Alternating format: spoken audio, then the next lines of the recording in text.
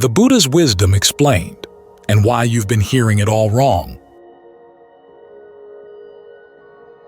When we hear the word wisdom, we usually think of wise sayings, the sort of thing you find in books where you have one per page. You read them, they put your mind at peace. They remind you of things that are important that you tend to forget, or things that you're holding on to that you don't need to. You read them and you get a sense of peace because they seem to be coming from a peaceful mind. The Buddha has wise sayings like this. That's one of the reasons why the Dhammapada is so popular. Short sayings that you can hold in mind and that make you feel peaceful. Because the way you talk to yourself is often very unwise. It's good to have new voices inside. But the Buddha saw that for wisdom to stick, it had to be more than just wise sayings. There had to be a training. He saw that there was an ultimate peace in the mind that couldn't be found simply by repeating wise things to yourself or thinking skillful thoughts. You had to take the mind apart to see what the real problem was. He identifies the problem for you in the Four Noble Truths. The problem is suffering, the suffering we inflict on ourselves but don't have to. The suffering he identified as clinging to the 5 aggregates, and he defined clinging as desire and passion. The cause of suffering is craving. Craving, too, is desire and passion, the difference being that the word for craving, tanha, is also the word for thirst. You're looking for something to feed on. With the word for clinging, upadana, also desire and passion. You're feeding on something. You found what you want, or found something that's similar to what you want, and you're holding on to it. The fact that you're still feeding means you're not full. You're trying to take things in. There's still desire, there's still passion, there's still a lack, and you think you're filling the lack. But the Buddha's pointing out that that's a really precarious position, being dependent on something like that. The fact that it's precarious and not satisfied, that's where the suffering is. He said it is possible also to put an end to that suffering, which of course means putting an end to the desire and passion. That sounds kind of scary, but he promises that it's the ultimate happiness. We think we're gaining something from feeding ourselves, but we're actually getting in the way of our happiness. So as he analyzes it, he says the cause for the suffering that we feel in the world doesn't come from things outside. It comes from within the mind. The mind is talking to itself in an unwise way. To begin with, you have the messages that you send from one moment to the next, telling you what to watch out for, what's important, basically telling you where to pay attention and how to pay attention. You're sending messages that you then pick up. Sometimes there are other messages that come in that don't seem to be coming from the present moment. They're coming from someplace else. The Buddha identifies these as voices coming from the past, your past karma. Ajahn Lee talks about them as being, sometimes, other consciousnesses in your body.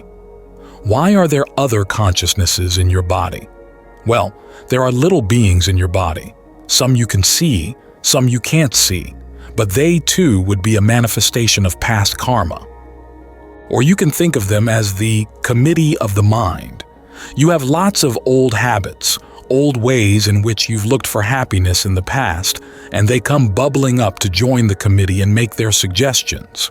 As in a Thai phrase, swam roy, they step into your inner conversation, and they seem to be you talking to you. They seem to be you, but they come from someplace else, maybe an old you.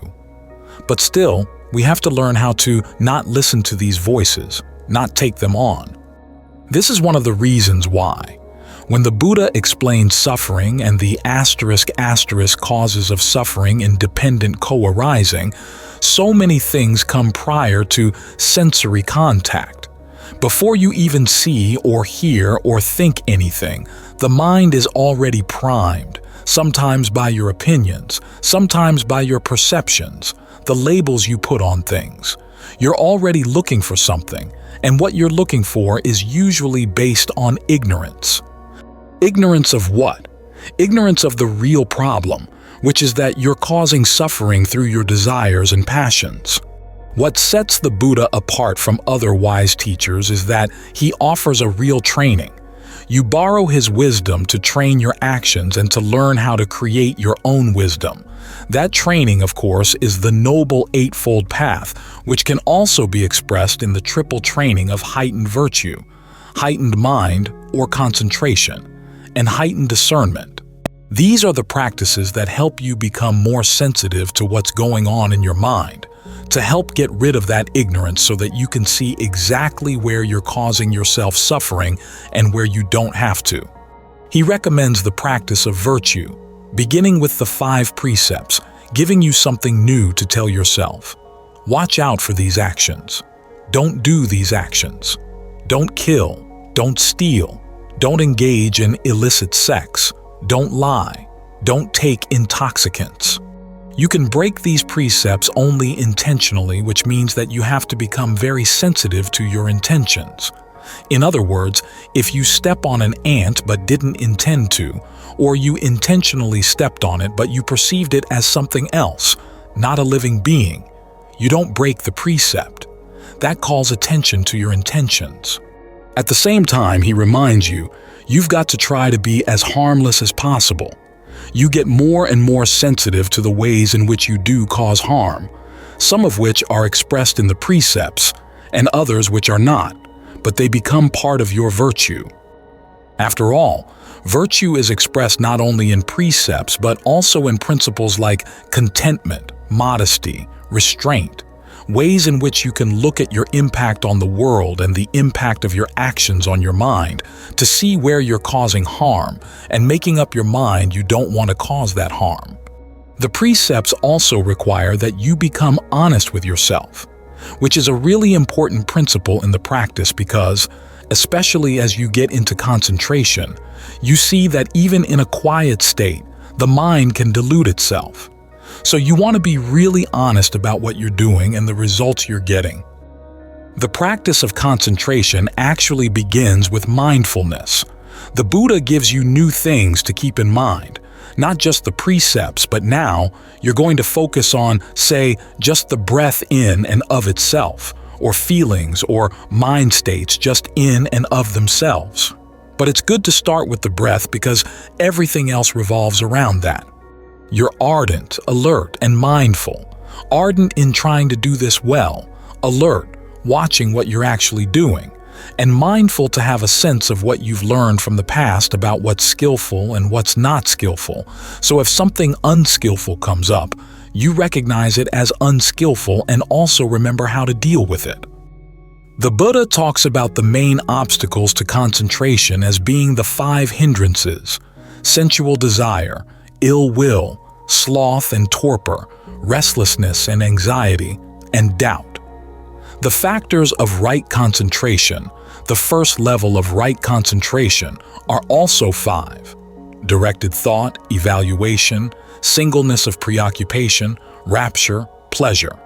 That's the state you're trying to create through right mindfulness. The texts talk about getting rid of the hindrances first, and then developing the factors of the first jhana. But sometimes you work on the factors of jhana first, and then you run into the hindrances. Ajahn Lee gave a Dhamma talk one time in which he pointed out how each of the 5 factors of jhana counteracts a specific hindrance. It's the only talk I can find in all of his teachings where he tried to make that connection. The nun who was taking notes on the talk could remember only 2 of them. Maybe he sensed that the correspondence was kind of artificial because you can't say, I'm going to counteract sensual desire with just one factor of jhana. You need to have all 5 of them working together. But each of them does have a specialty, and you can see that it does actually deal with a particular hindrance.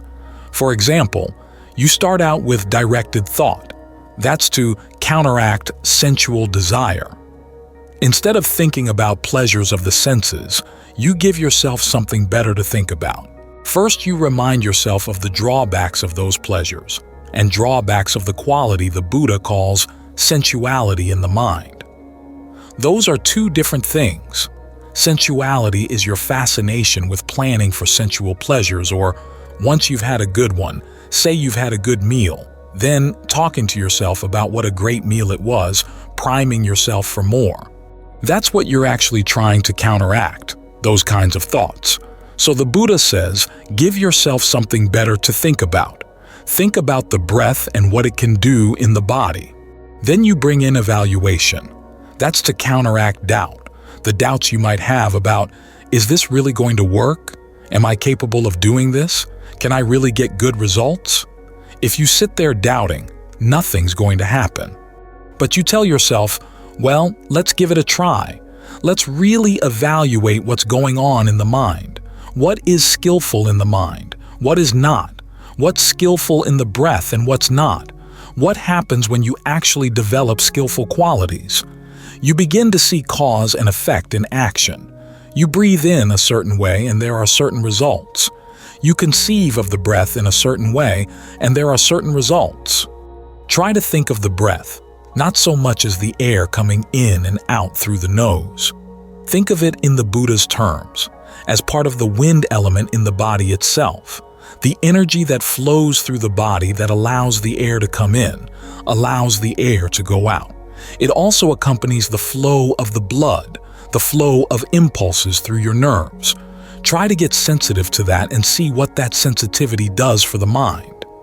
As you begin to see that it really does make a difference, that overcomes your doubt, it allows you to settle down, get deeper into concentration. It also allows for singleness of preoccupation, which counteracts restlessness and anxiety. You stay with one thing. You remind yourself, whatever happens in the world, whatever can happen in the world, you're going to need mindfulness. You're going to need alertness. You're going to need the qualities you develop in concentration.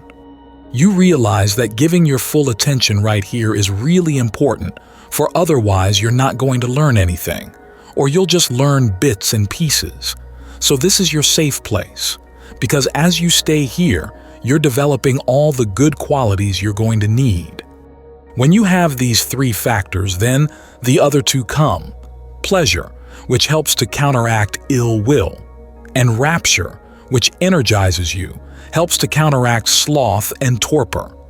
When you've got these 5 factors working together, they can help ward off the hindrances and create a real sense of stillness in the mind. You're going to need this stillness if you really want to see your mind. You don't know your thoughts until you've gotten out of them. You can be in what you think are really clever, skillful thoughts, but you're not really going to know whether they truly are clever, truly are skillful, until you've stepped out of them and have been quiet for a while and put yourself in a position where you can see the thoughts as a process. In other words, instead of getting into the content of the thoughts, you see the process of how they arise. Where they begin is a little stirring in the energy of the body, which could either be physical or mental. You see how the mind slaps a perception on that, saying, oh, this is a thought about X, and then it runs with it, fabricates more thoughts around it. You're not going to see this until you've stepped out of your thoughts. This is why you need to get the mind really absorbed in the sense of the breath filling the body, so that your sense of your awareness is larger than the thoughts, surrounds the thoughts, allows you to step out of them. It also gives you a sense of well-being, which you're going to need to stay out of your thoughts. After all, our suffering is feeding on things, and we feed on the pleasures of the senses because we think they're the best things we can find. Well, the meditation gives you a better pleasure, the pleasures of form, the body as felt from within, rather than the pleasures of sensuality. That way, you can begin to question your old ways of feeding, your old ways of suffering. You actually see the equation that the Buddha made. Feeding is suffering. The concentration also allows you to get into a position where you can apply what the Buddha would often recommend, which is a 5-step analysis. You might call it the Buddha's 5-step program. When something comes up and you see that it's potentially harmful, the first thing you want to do is look for its origination. In other words, what is its cause in the mind? We're not looking for the suffering that comes from unpleasant things outside. We're looking for, what is this tendency the mind has to crave, cling, desire, go for its passions? Where does that come from? Then you notice that, whatever it is, it doesn't last as long as you thought. Sometimes we think that we're angry for a long time or lustful for a long time. But these things just come and go. So you want to see the origination asterisk passing away. Asterisk. When it goes, you want to see why. And then when you pick it up again, well, why did you do that? That's where you get into the third step, which is to see the allure. What's attractive about these things? You have to be forewarned that what's attractive about it may not be the first thing that appears. The mind has a tendency to lie to itself, and hopefully your practice of virtue and concentration has taught you to be a little bit skeptical about what the mind tells you. Then you want to look for the drawbacks to counteract that allure.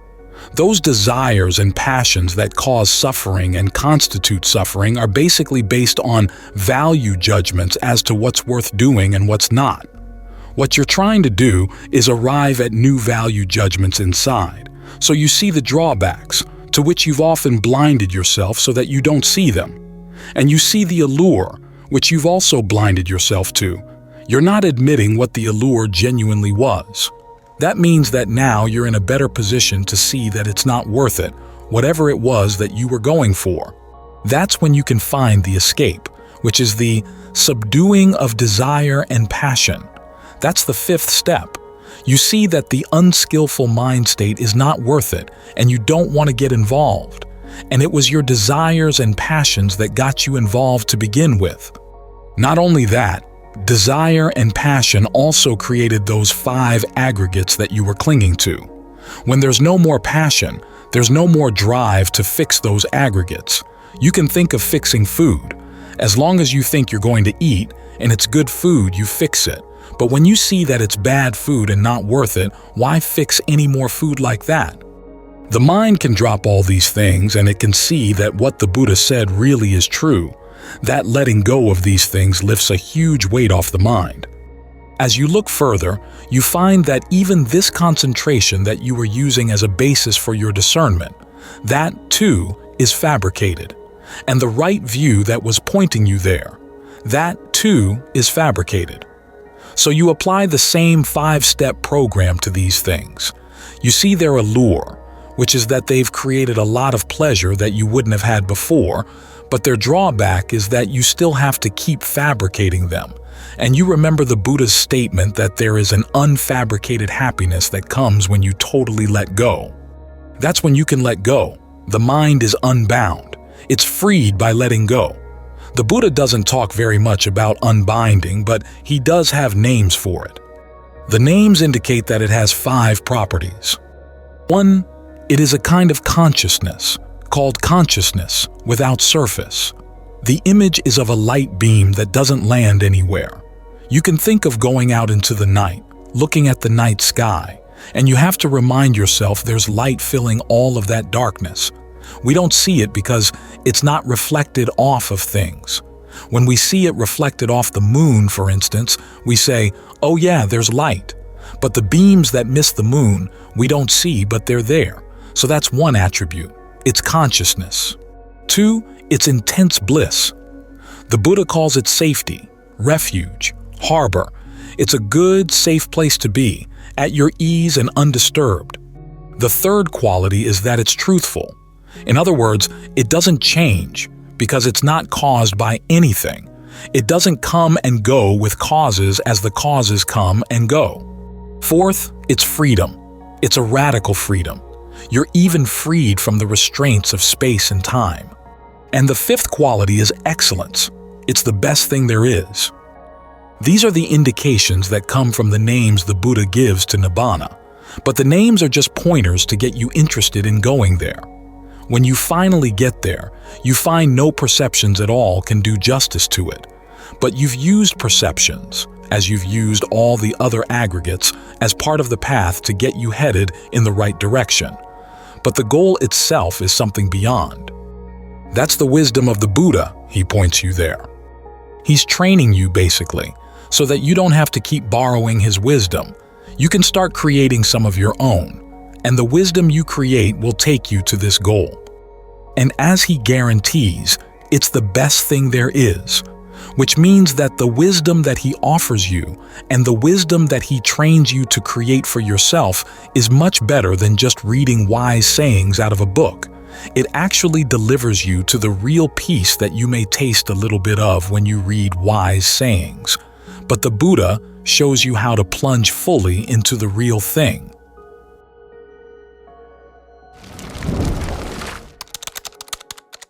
The 3 kinds of wisdom in Buddhism. Discernment is of 3 kinds. 1. Sudamaya Panya, discernment that comes from studying. 2. Sintamaya Panya, discernment that comes from reflecting. 3. Bhavanamaya Panya, discernment that comes from developing the mind. Sudamaya Panya is the discernment that comes from having listened a great deal, like the Venerable Ananda. Listening here, though, includes studying and taking interest in a variety of ways, paying attention, taking notes, asking questions, and taking part in discussions so as to become quick-witted and astute. Education of all kinds comes down to 2 sorts. A. Learning the basic units, such as the letters of the alphabet, their sound and pronunciation, so as to understand their accepted usage, and B. Learning how to put them together, for instance, how to combine the letters so as to give rise to words and meanings. As when we complete our elementary education so that we won't be at a loss when we're called on to read and write in the course of making a living. In the area of the religion, we have to study the letters of the Pali alphabet, their combinations, their meanings, and their pronunciation. If we don't understand clearly, we should take an interest in asking questions. If we have trouble memorizing, we should jot down notes as a way of aiding our memory and expanding our concepts. In addition, we have to study by means of our senses. For example, when we see a visual object, we should find out its truth. When we hear sounds or words, we should find out their truth. When we smell an aroma, we should consider it to see what it comes from. We should take an interest in flavors so that we know what they come from, and in tactile sensations, the heat and cold that touch the body. By studying such things as the way weather behaves. All of these forms of education are ways of giving rise to astuteness, both in the area of the world and in the area of the Dhamma, because they constitute a basic level of knowledge, like the primary education offered in schools. B2. Sintamaya Panya refers to thinking and evaluating so as to learn the meaning and truth of one's beginning education. This level of education draws out the meaning of the knowledge we have gained through studying. When we gain information, we should reflect on it until we understand it so that we will be led by our sense of reason and not by gullibility or ignorance. This is like a person who has used his knowledge of the alphabet to gain knowledge from books to complete his secondary education. Such a person has reached the level where he can think things through clearly. In the area of the Dhamma, the same holds true. Once we have learned the basics, we should research and think through the content of the teaching until we give rise to an understanding so that we can conduct ourselves correctly in line with the methods and aims taught by the sages of the past. This level of discernment is what prepares us to conduct ourselves properly in line with the truths of the doctrine and discipline. This is classed as an aspect of Pariyatti Dhamma, Dhamma on the level of theory. By learning the language and meaning of the teaching, we can become astute as far as theory is concerned.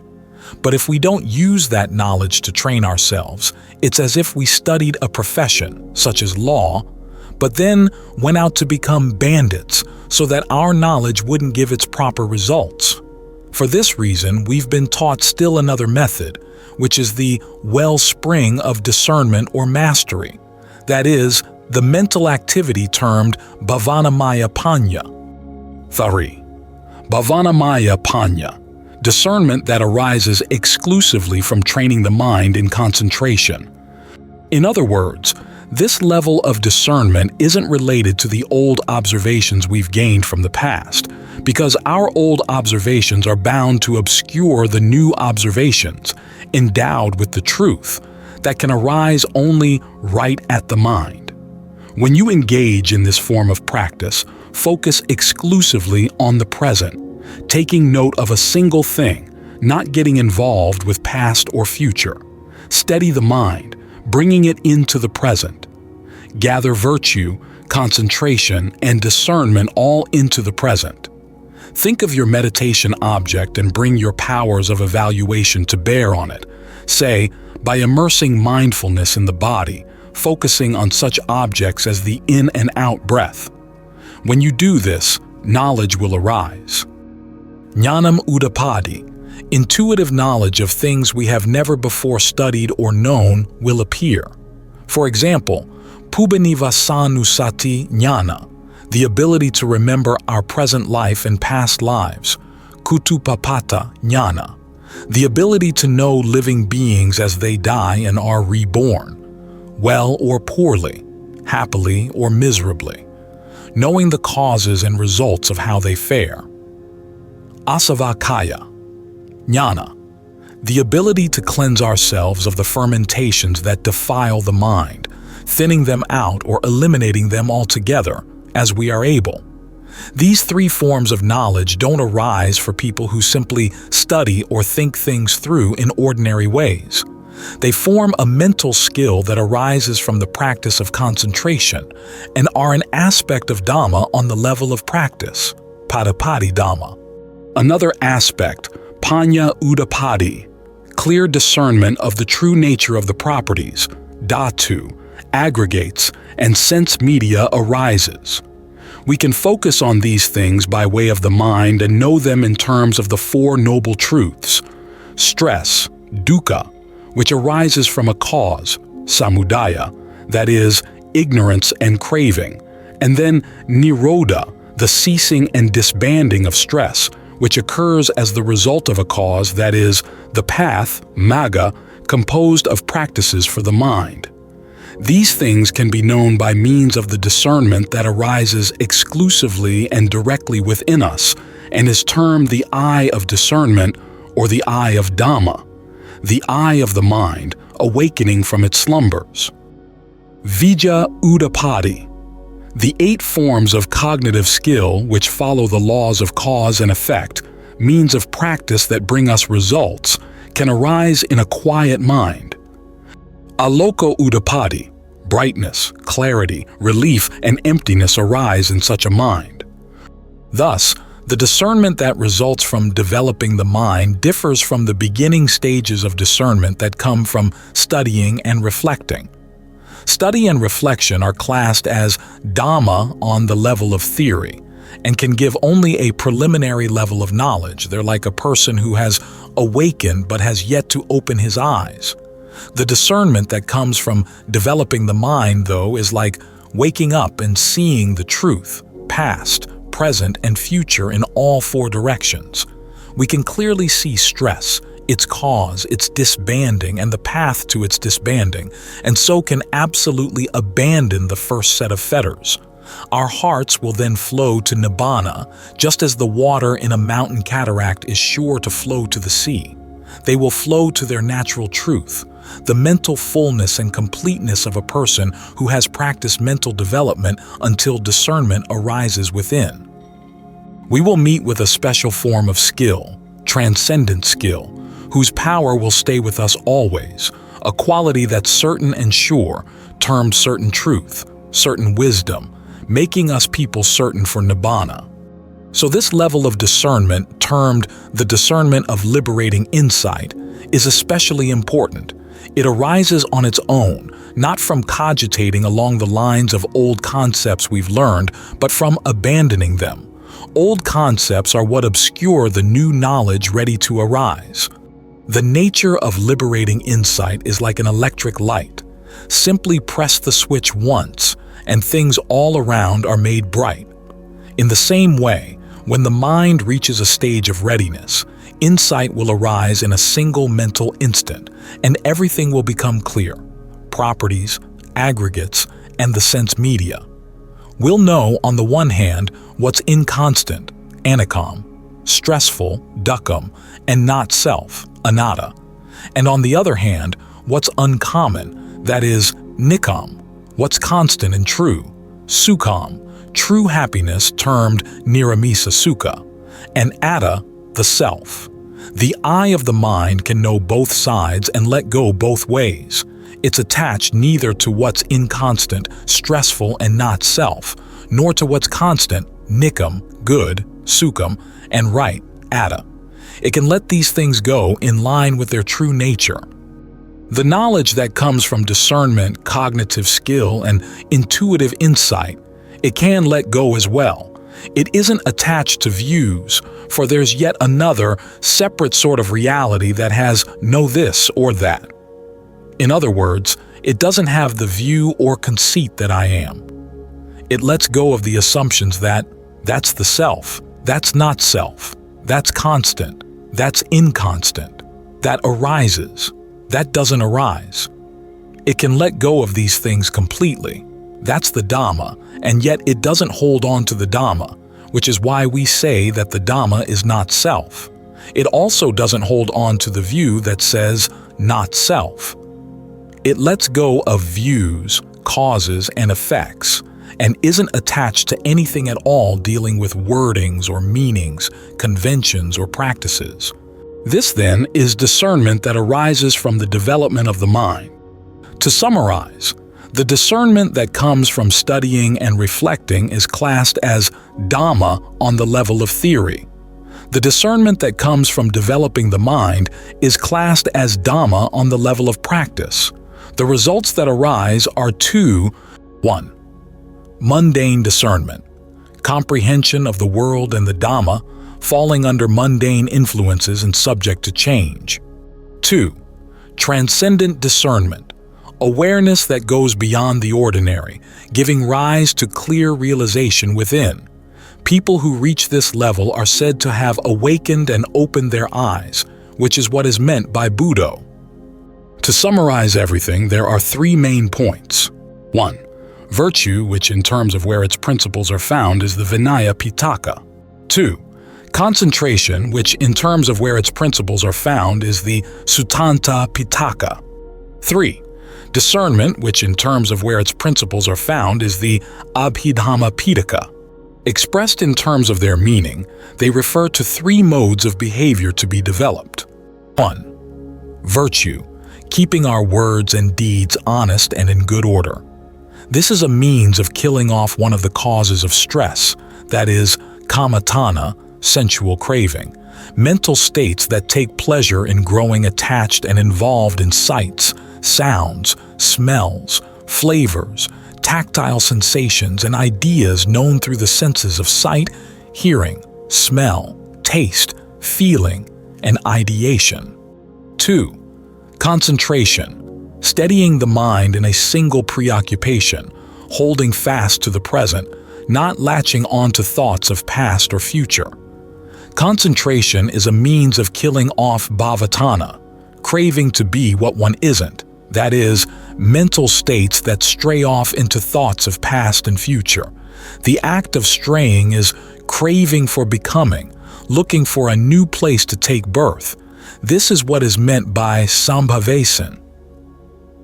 When concentration arises, the mind can let go of such craving. 3. Discernment, circumspect knowledge that guards over the mind to keep it from being influenced, involved, and attached. Discernment is what enables us to abandon vibhava tanha, craving not to be what one is, in that the characteristic of this form of craving is the wavering that occurs in the mental moment arising in the present. This we can perceive through intuitive discernment. Discernment knows stress. Intuitive knowledge cuts the root of stress. Cognitive skill, clear knowledge of past, future, and present, distinguishes cause, result, and release without being attached. This is what's meant by the skill of release. And that is the heart of the Buddha's teachings.